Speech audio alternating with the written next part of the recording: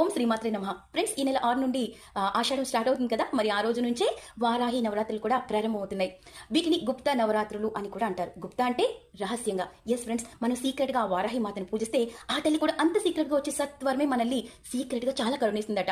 కాకపోతే మరి అమ్మో, వారాహి మాత పూజ అంటే చాలా నియమ నిష్టాలు. ఈ బిజీ లైఫ్ లో, ఈ ఉద్యోగాలతో, వ్యాపారాలతో మనకి ఎలా అనుకుంటున్నారా? మరి మీకోసమే ఫ్రెండ్స్. మరి ఆ అమ్మకి నియమనిష్టల కంటే భక్తి శ్రద్ధలతో కూడిన నమ్మకమే ప్రధానమాట. పెద్దలు చెప్పిన దాన్ని బట్టి ఆ అమ్మని మరి మీరు మీ యొక్క వ్యాపారం, ఉద్యోగం ఏదైనా అయిపోయిన తర్వాత ఇంటికి వస్తారు కదా, తలారా స్నానం చేసి రాత్రి 8 నుండి ఉదయం 4 గంటల లోపు ఎప్పుడైనా ఆ తల్లి ఫోటో ముందు ఆవ నూనెతో దీపం పెట్టి ఎర్రని పూలతో అలంకరించి ధూపం వేసి బెల్లం ముక్క కానీ లేకపోతే బెల్లంతో చేసిన ఏ పదార్థమైనా నైవేద్యంగా పెట్టి ఆ అమ్మని వారాహి అష్టోత్తర శతనామావళితో గనక మనం ప్రతిరోజు పూజిస్తే సత్వరమే ఆ తల్లి తప్పకుండా మన కోరికలు న్యాయపరమైనవైతే వెంటనే తీరుస్తుందట. అంటే రుణ బాధలు, ఉద్యోగంలో ప్రాబ్లమ్స్, కుటుంబ సమస్యలు, శత్రు పీడలు ఇలా ఏవో ఉంటాయి అందరికి, ప్రతి ఒక్కరికి. మరి మీ